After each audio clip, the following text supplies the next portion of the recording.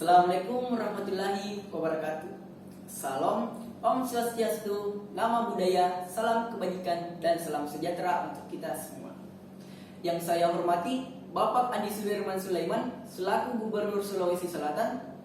Yang saya hormati Bapak Profesor Dr. Usain Syam MTP selaku Rektor Universitas Negeri Makassar, dan juga seluruh panitia dan pihak yang terlibat Olimpiade Pendidikan Bahasa dan Sastra Indonesia yang saya hormati. Pertama-tama, marilah kita panjatkan puji syukur atas kehadirat Allah Subhanahu wa taala. Karena atas rahmat dan limpahannya lah kita masih diberi kesehatan, kekuatan sehingga dapat mengikuti rangkaian Olimpiade Pendidikan Bahasa dan Sastra Indonesia ini secara virtual. Salawat serta salam tidak lupa pula kita kirimkan kepada baginda Muhammad SAW sebagai nabi yang membawa kita dari alam yang gelap menuju terang menerang sampai saat ini.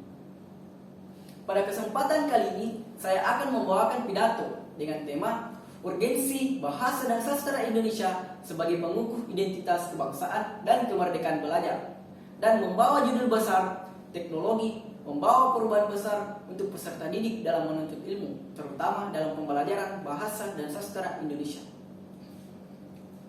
Seiring perkembangan zaman, kini perkembangan teknologi meningkat pesat, terutama teknologi pendidikan.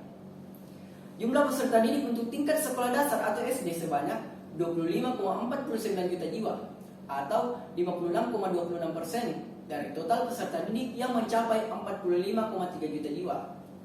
Adapun peserta didik untuk sekolah menengah pertama atau SMP sebanyak 10,13 juta jiwa atau 22,35%.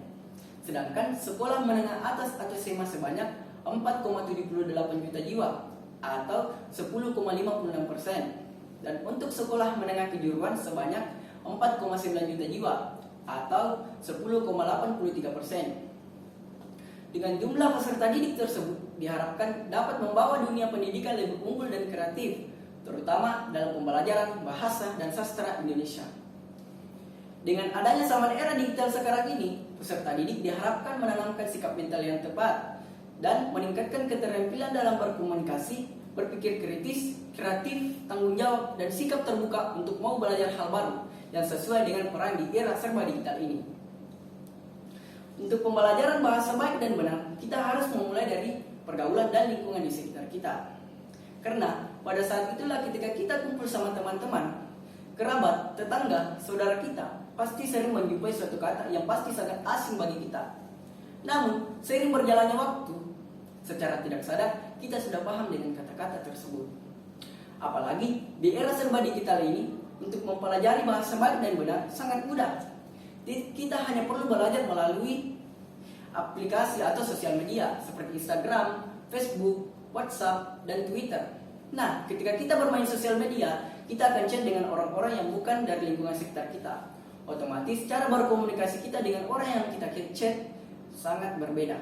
Maka itulah cara memahami bahasa dengan baik dan benar di era serba digital ini. Sehingga kita akan paham dengan bahasa orang lain dan orang lain akan paham dengan bahasa kita. Kemudian, dalam pembelajaran sastra Indonesia di era serba digital sekarang ini sangat beda jauh dengan pembelajaran peserta didik sebelumnya yang kurang paham dengan teknologi. Itu terbukti pada pembelajaran sebelumnya sering dilakukan literasi atau biasa disebut kutu buku yang rajin membaca. Namun, peserta didik yang lahir di serba digital ini sudah kurang tidak peduli lagi dengan membaca buku. Melainkan, dengan adanya teknologi yang canggih ini, mereka hanya memanfaatkannya untuk bermain game dan menonton film. Secara tidak sadar, teknologi bukan hanya bermanfaat hanya itu saja, melainkan teknologi juga bermanfaat dalam pembelajaran, terutama dalam pembelajaran bahasa dan sastra Indonesia. Akan tetapi, dengan adanya teknologi yang canggih ini, bukan berarti kebiasaan kita membaca buku mulai ditinggalkan. Selanjutnya, zaman era digital sekarang ini, kita bisa belajar sastra Indonesia bukan hanya di sekolah saja, melainkan kita juga dapat belajar sastra Indonesia melalui aplikasi, baik itu Google maupun di YouTube. Dengan adanya teknologi ini, kita bisa mencari sesuatu untuk belajar gaya baru. Seperti dengan melakukan pembelajaran ini, yaitu hanya mencari di Google cara belajar sastra Indonesia. Maka Google maupun YouTube secara otomatis mencari apa yang Anda minta. Sangat mudah kan? Sebagai kesimpulan, saya mengajak kita semua terutama peserta didik, dengan adanya teknologi yang canggih ini, teruslah berkarya. Mari mencoba hal baru, memanfaatkan hal ini menjadi positif dalam menuntut ilmu, terutama dalam belajar bahasa dan sastra Indonesia.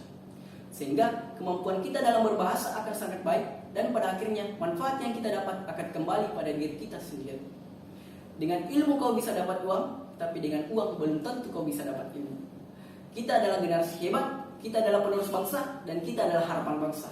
Jangan takut gagal untuk mencoba, tapi takutlah jika kau tidak berani mencoba karena kau takut untuk gagal. Saya Muhammad Asrul Zulkarnain. Sekian, kurang dan lebihnya mohon dimaafkan. Wassalamualaikum warahmatullahi wabarakatuh.